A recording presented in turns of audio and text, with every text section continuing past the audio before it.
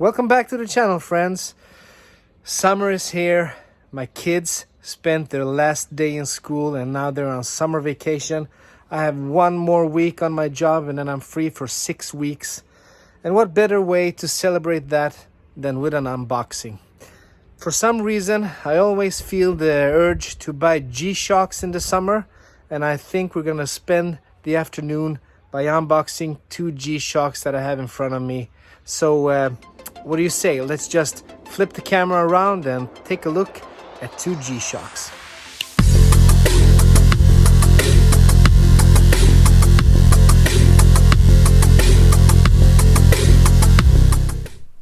Okay guys, here they are.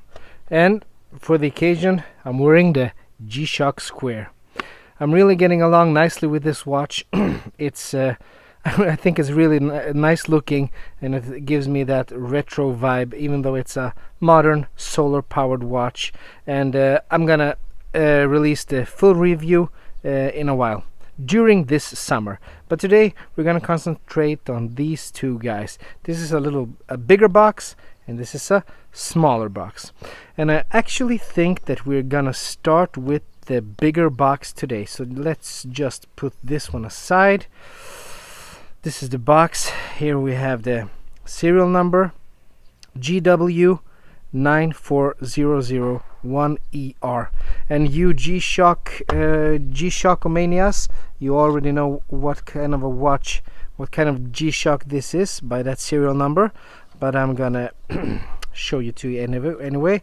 Your usual books, a really hefty instructions manual, and inside there that's a wave scepter, yeah, whatever. You're not interested in that, I know that. And here we have the tin box.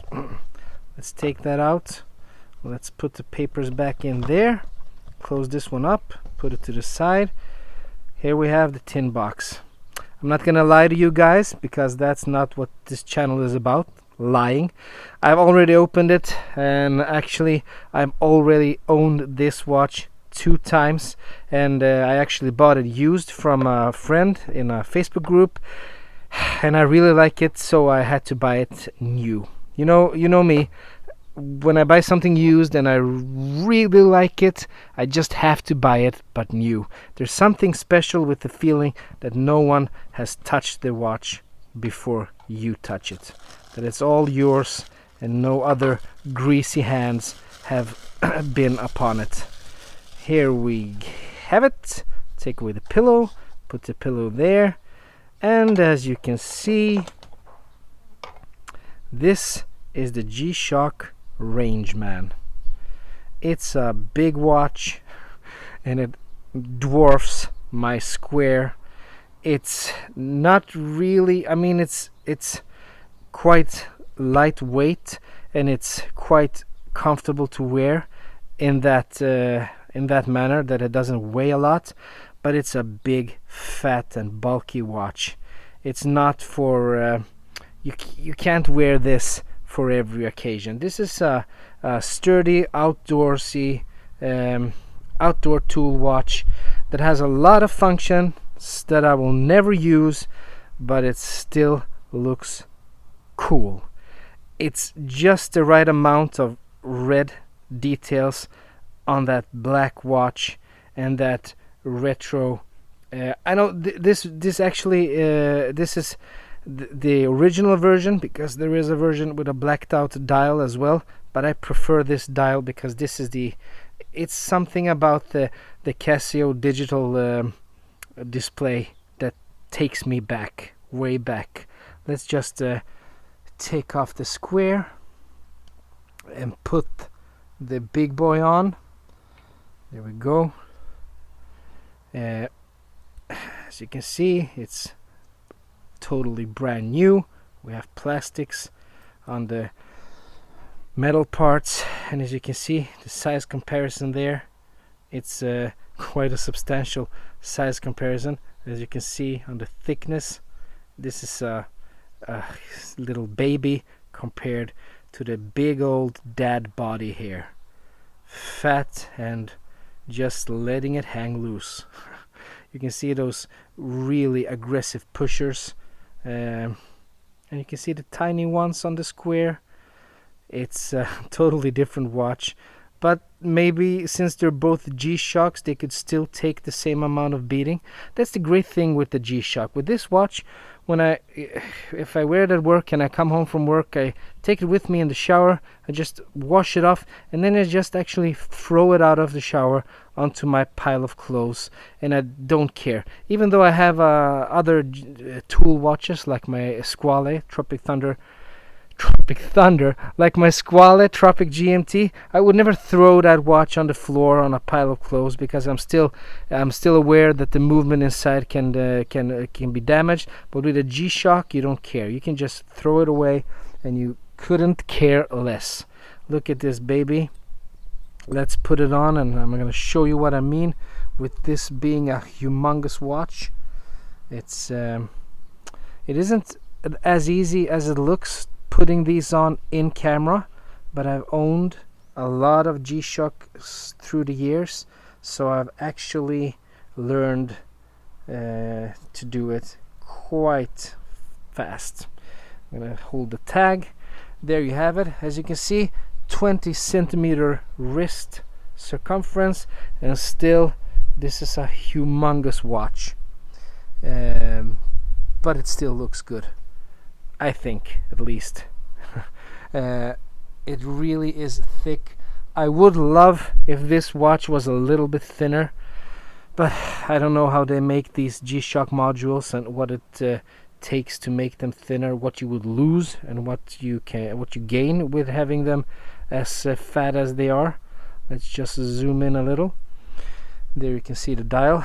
You can see the day up in the right corner, the date, the hours, and then you can even see the seconds ticking away in there, if you can see it there.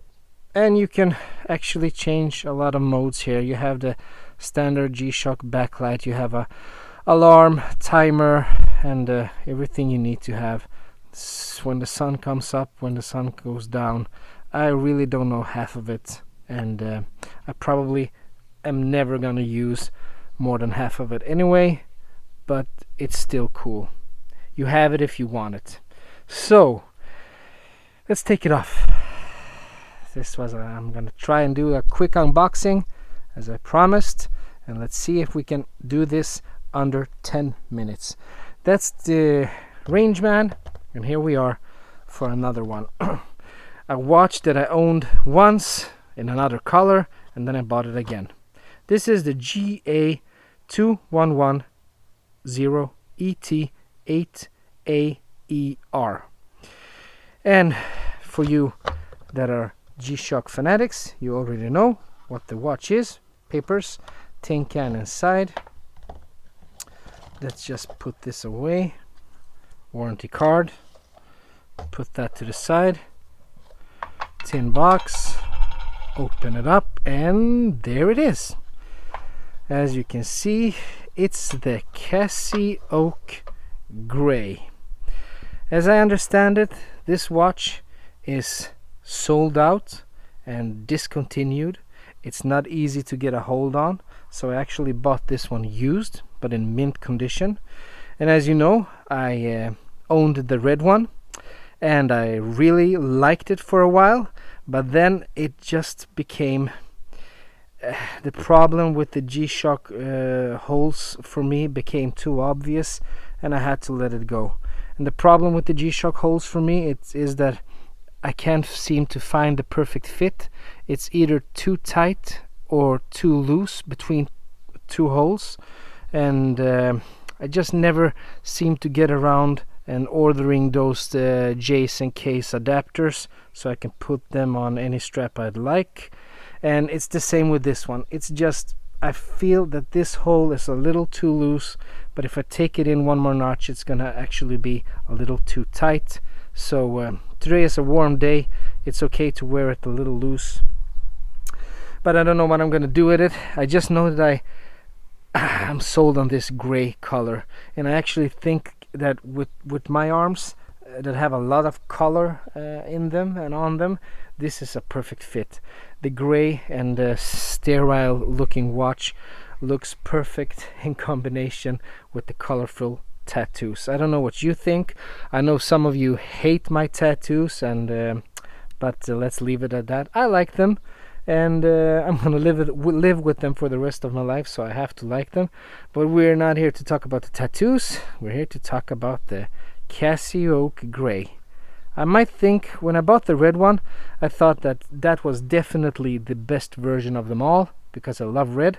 But after wearing it for a while, it just became obvious that it was a little too red, too much red and no other details, and it just became, I don't know how to put it, but too much in a way. But this gray is so subtle and so clean, and we have some light gray details in the dial, so enough of a distortion to still give you something interesting to look at and not just gray. We have a darker gray on the bezel, lighter gray on the text. We have a kind of a white hour and minute hand, and a little digital display there in the corner. I think this is a stunning watch, and I felt really glad when I opened it up. It was actually a little darker than I imagined it, a darker gray, but maybe here in the sunlight it looks really light gray to you. But so now, for the second time, I'm owning a Casio Oak again, and let's see how long that will last. I don't know why, but somehow the summer feels like a perfect time to buy G-Shocks. They're just so lightweight, so good to have with you on the beach, when you're going camping, when you're just outdoors and living it up with the children. So I bought these two, this one new, this one used. See what I'm gonna do with them, because 2 weeks ago I didn't have a G-Shock at all, and now I have 3 of them. Maybe it's a little overkill, maybe it's too much. When am I ever gonna have the time to wear them all? That's usually my problem. I don't give my watches enough time.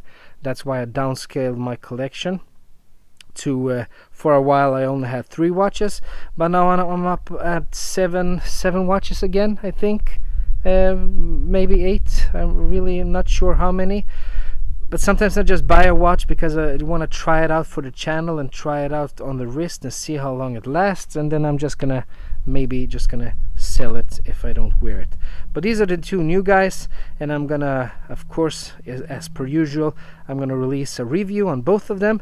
And yeah, actually this time it's gonna be a true review, because like I've told you many times, I don't do reviews on watches that are not my own, because I cannot give you a good enough review if I cannot try the watch out in different scenarios in my everyday life.